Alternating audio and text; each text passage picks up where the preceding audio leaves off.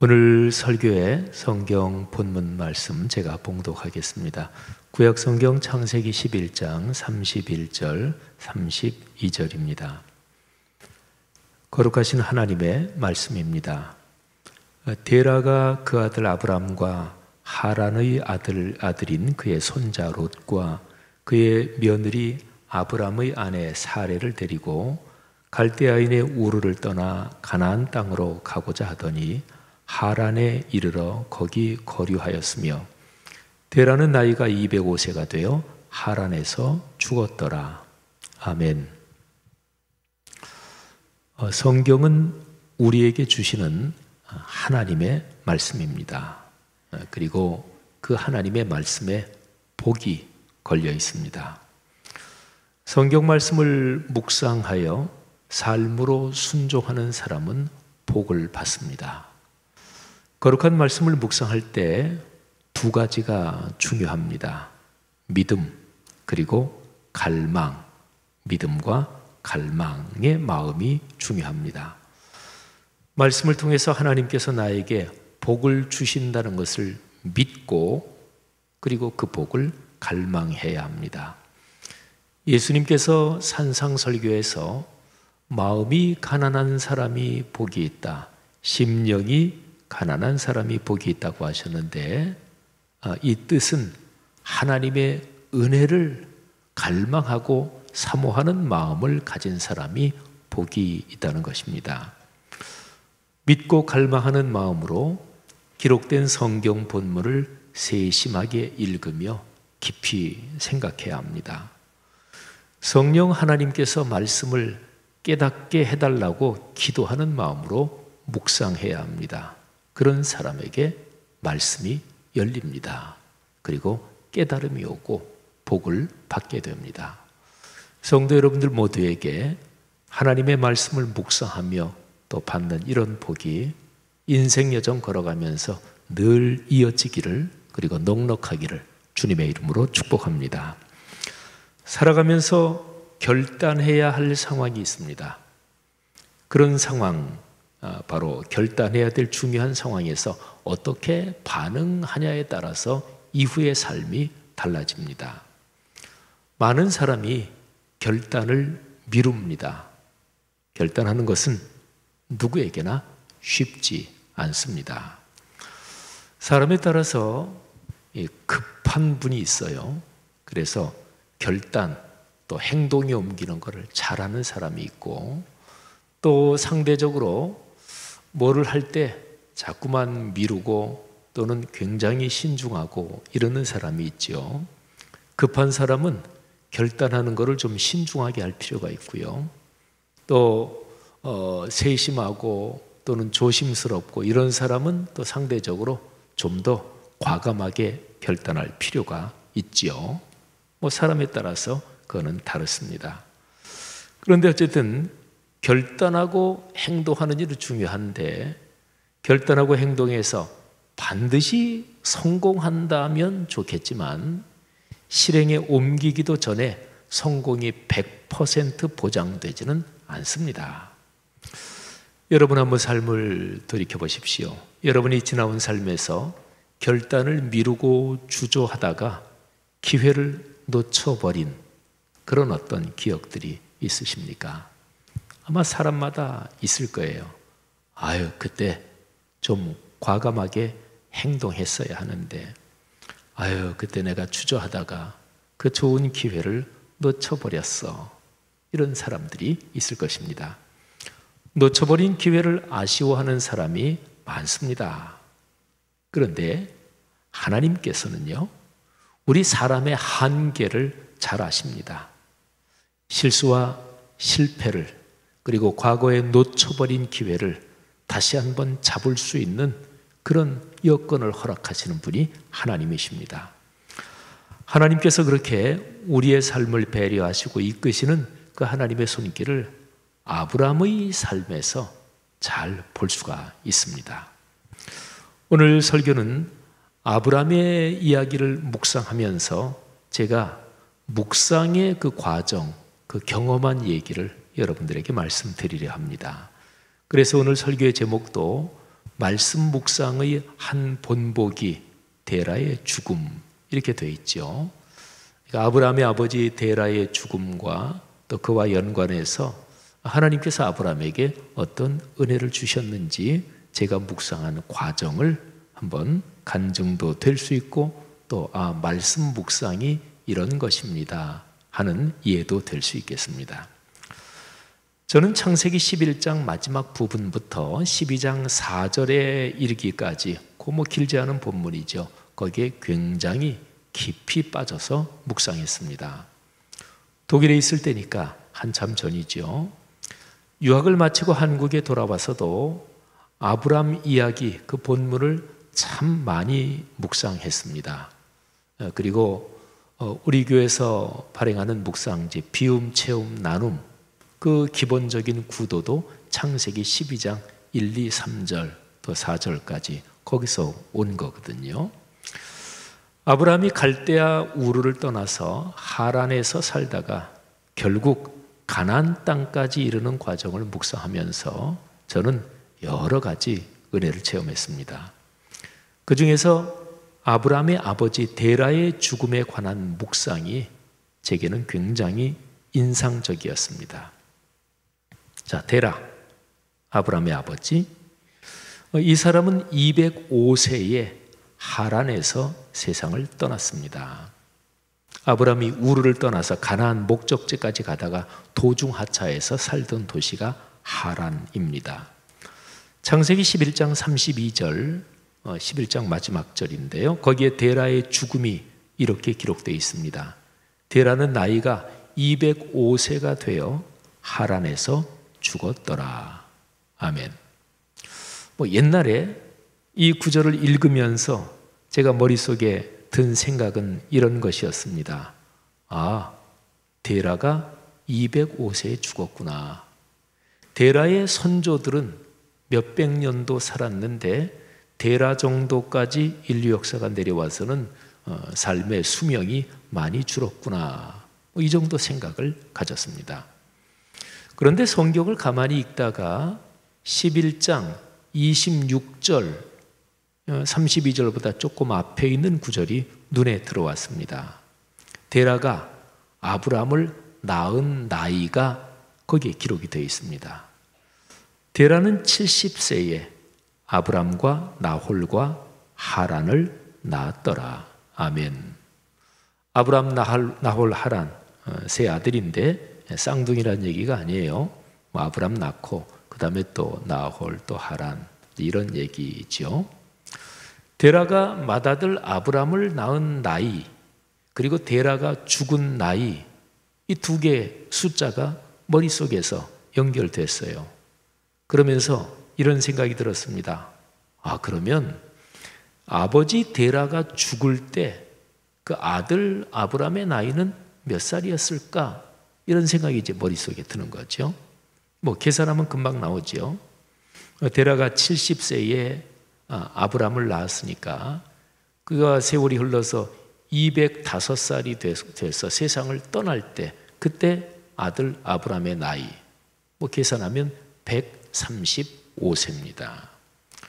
그런데요, 이 계산이 막상 나오니까 제 머릿속에 이미 있던 그 창세기 12장 4절이 생각났습니다. 창세기 12장 4절 유명한 구절이지요. 아브람이 하란을 떠날 때에 몇 살이었는지가 12장 4절에 나옵니다. 노인의 나이입니다. 흔히 설교자들이 이 구절에 나오는 아브람의 나이를 근거로 해서 이렇게 성도들한테 설교를 많이 하죠. 여러분, 나이가 많이 드셨어도 아직까지 새로운 것을 시도할 기회가 있습니다. 아브람을 보십시오. 그게 바로 창세기 12장 4절이에요. 제가 한번 읽어보겠습니다. 이에 아브람이 여호와의 말씀을 따라갔고 롯도 그와 함께 갔으며 아브람이 하란을 떠날 때에 75세였더라. 아멘. 자, 이렇게 보니까 아브람의 이야기에서 성경에 기록된 그 본문 자체 외에 그 행간의 상황, 거기에서 아주 흥미로운 것이 들여다 보입니다. 자, 보세요. 아브라함이 75세에 하란을 떠날 때 아버지 데라는 아직 생존해 있었습니다. 우루, 원래 고향이죠. 거기에서 떠나서 하란까지 온 가족이 4사람이에요. 아버지 데라, 맏아들 내외 아브람과 사레, 그리고 손자 롯. 우루에서 떠난 일을 아브람이 주도했습니다. 하나님께서 아브람에게 나타나셔서 너 사는 이 고향 우루를 떠나서 가나안으로 가라 말씀하셨습니다. 맏아들 아브람은 효심이 깊어서 아버지 데라를 모시고 떠났는데 가나안까지 가지 못하고 도중 하차해서 하란에서 삽니다. 자, 근데 이렇게 기록된 본문을 토대로 해서 성경에 기록된 글자 자체 말고 기록되지 않은 행간의 상황, 이거를 거룩한 상상력을 동원해서 묵상하게 됐습니다. 자, 이런 질문이 하나 생깁니다. 원래의 고향 우루에서 떠날 때 그때 아브람의 나이가 몇 살일까? 우리가 보통 아브람이 75세 때 떠났다. 그거는 하란을 떠날 때의 나이입니다. 그러면 우루에서 떠날 때는 75세보다 더 나이가 적었겠죠. 근데 몇 살 때쯤 떠났을까? 뭐 성경에 나오지 않으니까 가정해서 한번 생각해 봅시다. 뭐 40일 수도 있고 50일 수도 있고 뭐 30일 수도 있고 또 뭐 60일 수도 있고. 그런데 그냥 가정해 보는 거니까 성경에 자주 나오는 나이 40살이라고 한번 가정해 봅시다. 이 40은 성경에서 뭐 완전수 중에 하나인데요. 하여튼 아브라함이 우르를 떠날 때 나이가 40이라고 가정하면, 그러면 그때 아버지 데라의 나이는 110세입니다. 그러니까 아브라함은 연로하신 아버지를 모시고 우르를 떠난 것입니다. 그런데 도중하차에서 살던 하란, 거기에서 하란에서 아브라함이 살다가 75세에 하란을 떠난 거지요. 그렇게 된다면 아브라함은 하란에서 35년을 살았던 것입니다. 그러면 그때 아버지 데라의 나이는 계산하면 145세입니다. 근데 아버지 데라가 창세기 11장 32절에 명확하게 기록된 그 내용으로 하면 아버지 데라는 205세에 하란에서 세상을 떠났습니다. 그러면 아브라함이 하란을 떠날 때 아버지 나이가 145세니까 아들이 떠나고 나서도 아버지는 하란에서 60년을 더 산 거지요. 자, 그러면 또 자연스럽게 이런 질문이 생깁니다. 아브라함이 원래 고향 우르에서 떠날 때 연세가 110세인 아버지를 모시고 떠났는데 아브라함이 하란을 떠날 때는 왜 아버지를 모시고 떠나지 않았을까? 이제는 연세가 더 드셔서 연세가 145세나 되셨는데 말이죠. 사람은 어떤 질문이 생기면 답을 찾기 위해 자연스럽게 생각하게 됩니다. 설교 언어를 전달할 때요, 하나님께서 여러분을 사랑하십니다. 그러면은 이거는 그냥 평서문이죠. 뭐 뒤에 느낌표를 뭐 찍을 수도 있지만, 근데 만일에 그렇게 하지 않고 하나님께서 여러분을 얼마나 사랑하는지 아십니까? 지금까지 살아오시면서 하나님의 사랑을 가장 크게 느꼈던 때를 생각해 보십시오. 이거는 질문문이잖아요. 이렇게 의문문으로 던지면 사람은 생각하는 존재이기 때문에 질문형의 문장을 딱 들을 때는 자기도 모르게 그냥 생각하게 됩니다. 그래서 설교 언어 전달 또는 일반적인 언어 전달에서 의문형, 질문문이 굉장히 효과적이기도 하지요.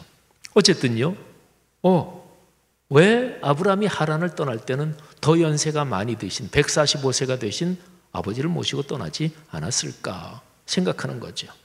더 깊이 생각합니다. 그리고 그렇게 생각하는 과정에서는 머릿속에서는 지금까지 내가 가지고 있는 뭐 지식 또는 내 경험, 하여튼 모든 것이 이렇게 답을 찾는 과정에서 서로 막 연결되면서 마치 컴퓨터 회로가 연결되는 것처럼 막 움직이지요. 저 같은 목회자들은 그럴 때 전문적인 성서 주석이나 또는 필요한 자료를 찾아보게도 됩니다. 근데 이런 과정에서 중요한 것이 있습니다.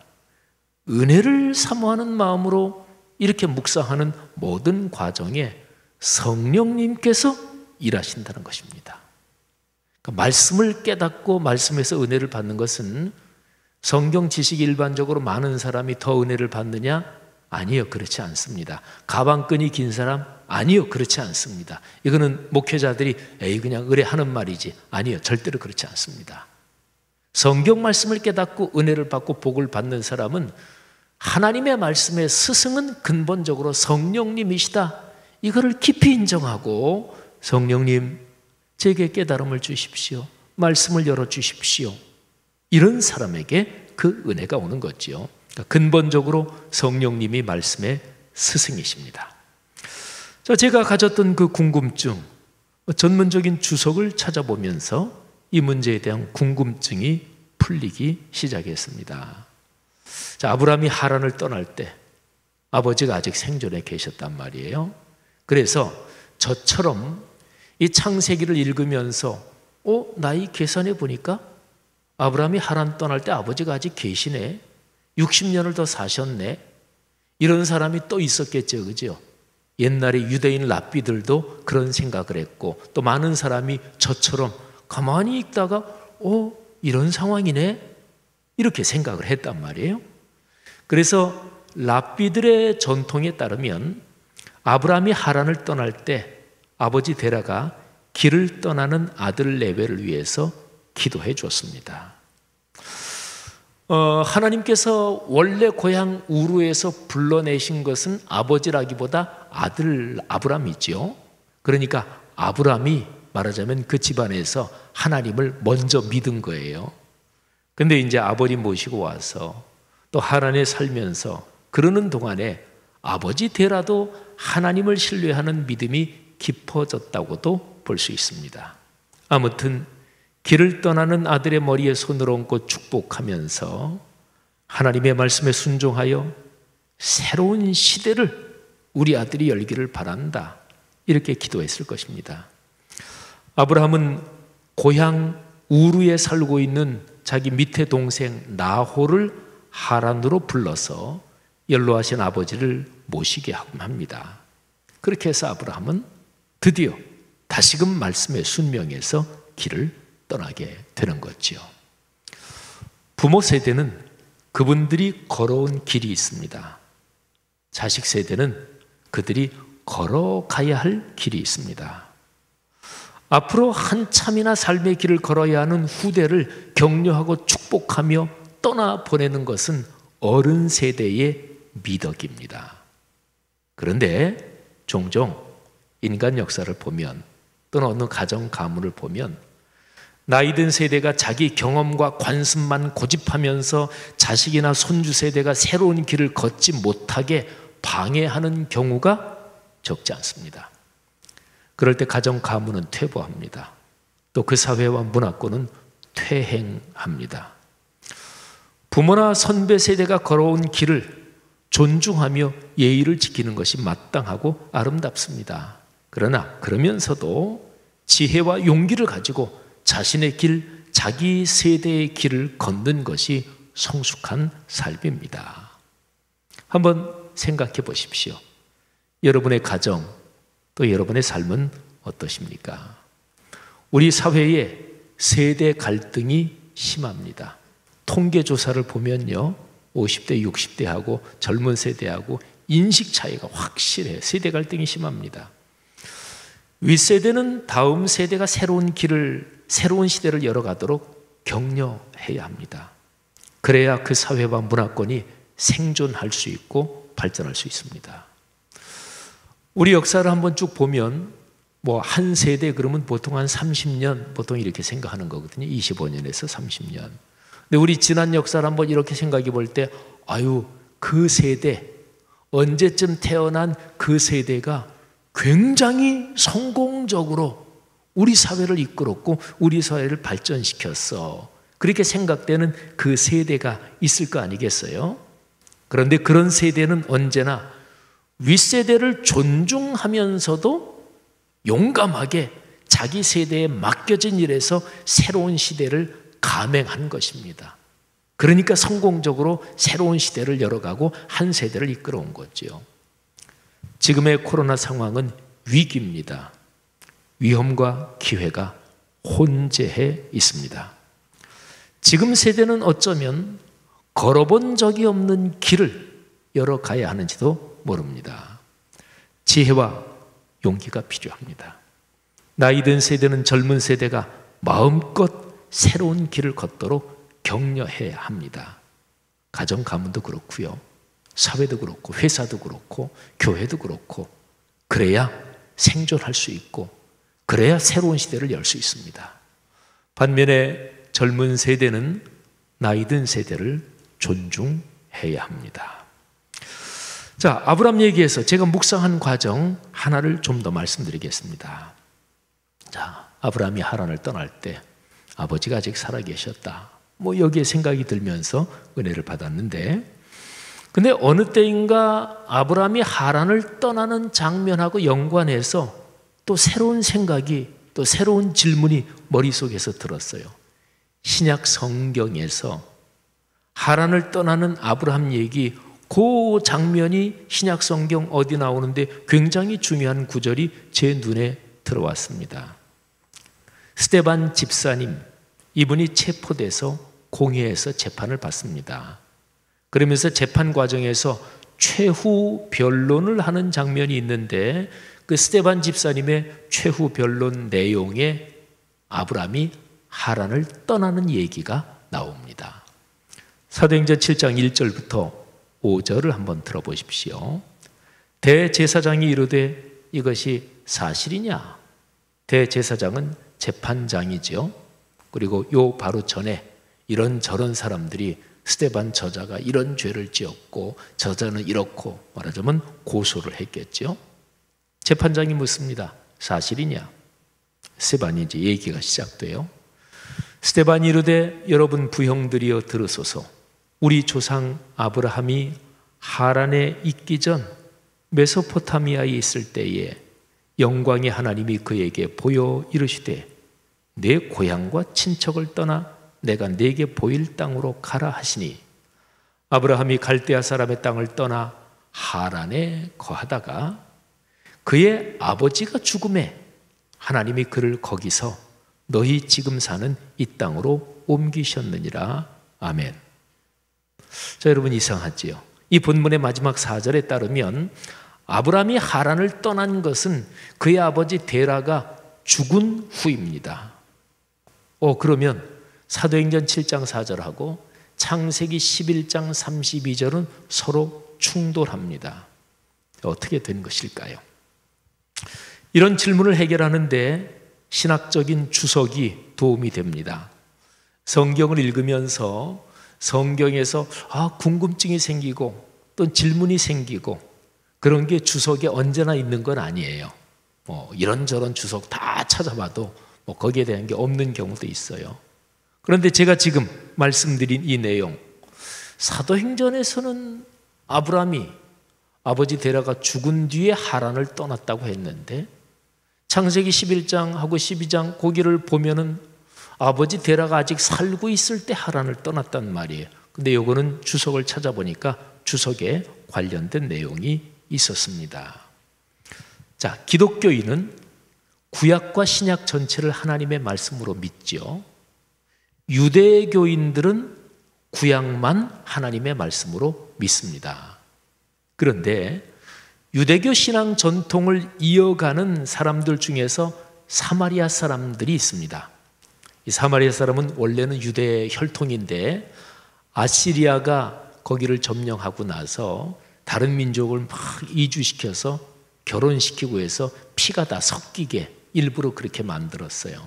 그래서 유대인들은 사마리아 사람을 아예 인간 취급도 안 하지요. 근데 어쨌든 사마리아 사람들도 하나님을 믿는 신앙 전통이 있는데 이 사마리아 사람들은 하나님의 말씀을 모세 오경만 하나님의 말씀이라고 믿습니다. 기독교인이 신구약 전체, 유대교를 믿는 사람이 구약 전체.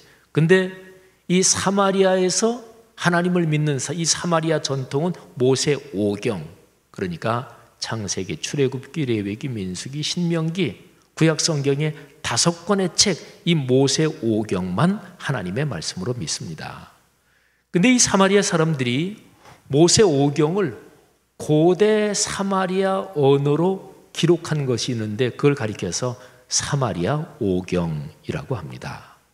이 사마리아 오경은 사마리아 사람들이 그리심산에서 하나님을 예배할 때, 그때가 한 주전 400년 정도로 봐요. 근데 주전 400년경에 이 사마리아 오경이 기록된 걸로 학자들이 봅니다. 자, 어쨌든 이 사마리아 오경에 이 사본들이 지금도 남아 있어요. 근데 남아 있는 것들은 제일 오래된 것이 주후 9세기, 그리고 대부분의 남아 있는 사본 단편들은 14, 15세기 정도니까 원래 기록된 거에서 한참 뒤에 거지만, 어쨌든 이 사마리아 오경의 창세기 11장 32절의 기록이 조금 다릅니다. 데라가 하란에서 죽을 때 나이, 우리가 성경에서 읽은 거는 205세잖아요. 근데 사마리아 오경에는 그 나이가 145세라고 기록되어 있습니다. 그러니까 얘기가 짐작이 됐죠. 사마리아 오경의 전통에 따르면 아브라함은 아버지를 모시고 하란에서 한참을 살았습니다. 그러다가 아버지가 세상을 떠나시고 나서 하나님의 명령에 다시 순종해서 가나안을 향해 출발한 것이 되는 거죠. 어떤 면에서는 하나님께서 효성이 지극해서 아버지를 모시고 사는 아브라함을 계속 기다려 주신 거예요. 그리고 데라가 세상을 떠나니까 하나님이 다시 아브라함을 부르시면서 아브라함아, 전에 우르에서 너를 불러냈던 거 기억하냐? 내가 다시 한번 너에게 명령한다. 내 고향과 친척과 아버지의 집을 떠나서 내가 내게 지시할 땅으로 가라. 그래서 하란을 떠나는 게 되는 거죠. 사도행전을 기록한 사람이 누가라는 사람이에요. 그리고 그 누가하고, 그리고 이 스데반 집사님, 이런 분들은 말하자면 구약의 아브라함 이야기를 사마리아 오경 거기에 따라서 이해하고 있었다고 보면 되는 거죠. 자, 근데 어쨌든 누가 또는 스데반처럼 생각한다고 할 때도 우리는 아브라함 이야기를 묵상하면서 중요한 교훈을 얻습니다. 아브라함이 하나님의 말씀에 단번에 순종하지는 못했지만 우리는 여기에서 아브라함의 효심을 읽을 수 있습니다. 하란에서 도중하차한 것이 짐작하건대 아버지 데라 때문이었다고 가정한다면, 맏아들 아브라함은 아버지가 세상을 떠나시기까지 하란에서 모시고 살다가 아버지가 소천하신 후에 바로 하나님의 명령에 순종한 그런 게 되는 거죠. 하나님께서는 아브라함의 이런 효심을 좋게 긍정적으로 평가하셨다고 볼 수도 있겠지요. 여러분, 아브라함의 생애에서 지금 이렇게 저렇게 한번 제 묵상 과정, 제 경험을 말씀드렸는데, 아브라함의 생애에서 아주 중요한 점이 있습니다. 아브라함은 하나님의 말씀에 단번에 완벽하게 순종한 사람은 아니었지만 늘 말씀을 향해서 길을 걸었습니다. 방향은 맞았어요. 이게 중요합니다. 위에서 부르신 부름을 향하여 늘 저 높은 곳을 향하여 삶의 길을 걸었습니다. 이걸 가만히 생각하니까 신약 성경에 나오는 사도 바울의 고백이 이와 같은 내용을 담고 있구나 하는 생각이 들었습니다. 빌립보서 3장 12절부터 14절 말씀인데 한번 잘 들어보시면서 여러분과 저 우리의 고백이 됐으면 좋겠어요. 내가 이미 얻었다 함도 아니요 온전히 이루었다 함도 아니라 오직 내가 그리스도 예수께 잡힌 바 된 그것을 잡으려고 달려가노라. 형제들아, 나는 아직 내가 잡은 줄로 여기지 아니하고 오직 한 일, 즉 뒤에 있는 것은 잊어버리고 앞에 있는 것을 잡으려고 표대를 향하여 그리스도 예수 안에서 하나님이 위에서 부르신 부름의 상을 위하여 달려가노라 아멘. 바울은요, 자신의 신앙과 삶이 부족하다는 것을 잘 알고 있었습니다. 그러나 어쩌면 그래서 바울은 늘 주님께서 약속하신 그 하늘의 상을 바라보며 달려갔습니다. 내가 부족하다는 것을 잘 아니까 갈급한 거예요. 그러니까 주님의 은혜를 더 간구하는 거예요. 바울이 그랬고 아브라함의 삶이 그랬습니다. 그리스도인 형제 자매 여러분, 우리가 사는 세상에 괴롭고 힘든 일이 많습니다. 죄악의 세력이 넘실거립니다. 신앙을 지키며 살기가 쉽지 않습니다. 그래서 우리는 저 높은 곳을 향하여 날마다 걸어가며 그 높은 곳을 날마다 바라보는 거지요.